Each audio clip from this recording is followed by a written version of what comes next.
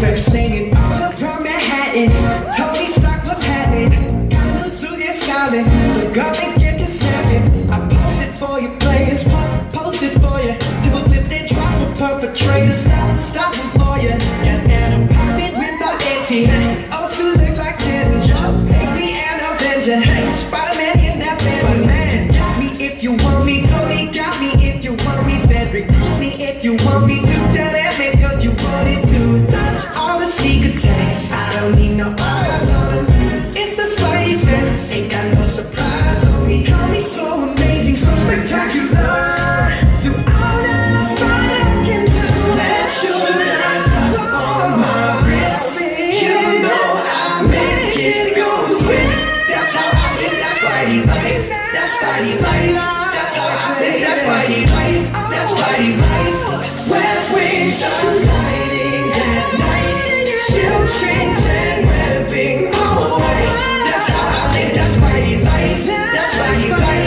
That's how I live. That's Spidey life. That's Spidey life. Hold on, wait, that's my train.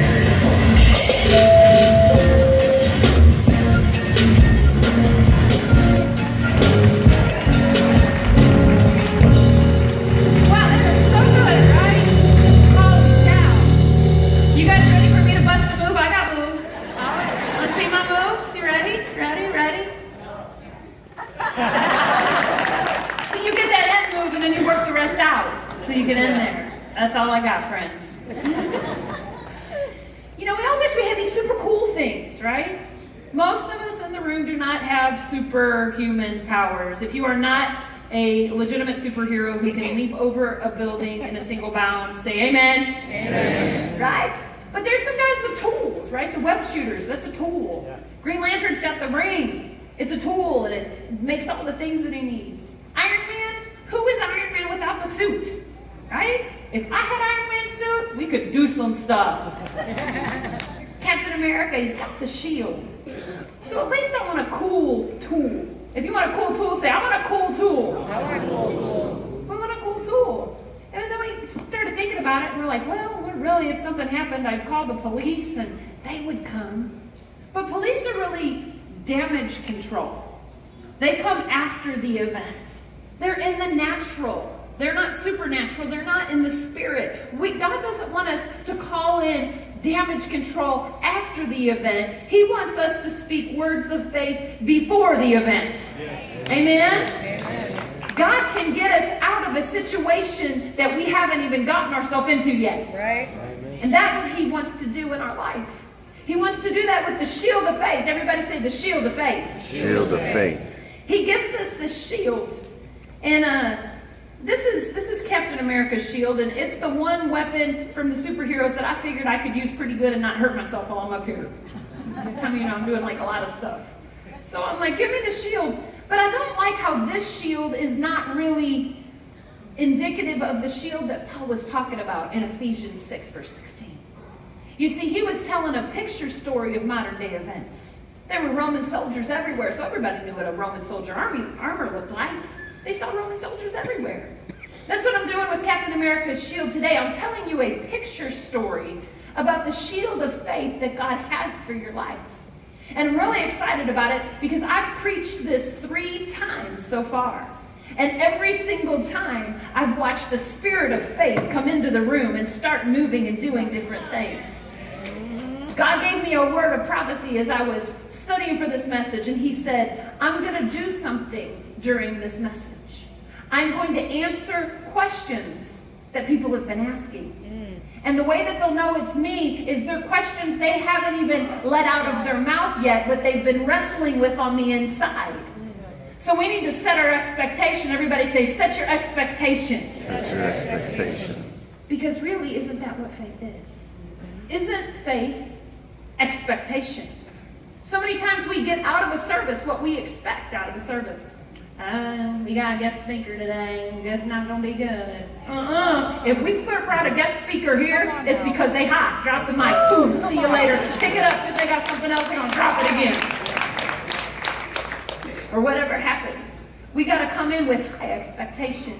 Come into the marriage with high expectation. Into the job with high expectation. Into the church with high expectation. Expectation, a happy anticipation of a coming good. That's what faith and hope is. It's the substance of things hoped for, expected.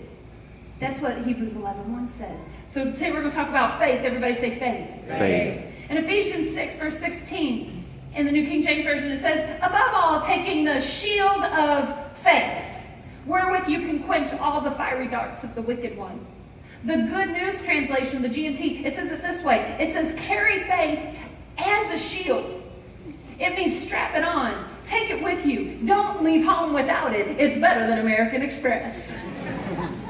We're supposed to take our faith with us. And the reason for that is we were at a prayer retreat this past week in Gatlinburg with our executive team. And the place that we stayed was situated on the top of a hill, or the top of a mountain. And I don't know if y'all remember, but about a year or so ago, they had these tremendous fires in Gatlinburg, burned up hundreds and hundreds and hundreds of acres. And as we came into town, we saw full resorts burnt to the ground, big hotels burnt to the ground, hundreds of acres of forest completely dead, burnt. And as we went up to the place that we stayed, it's kind of on this logging trail almost, and we're up at the top.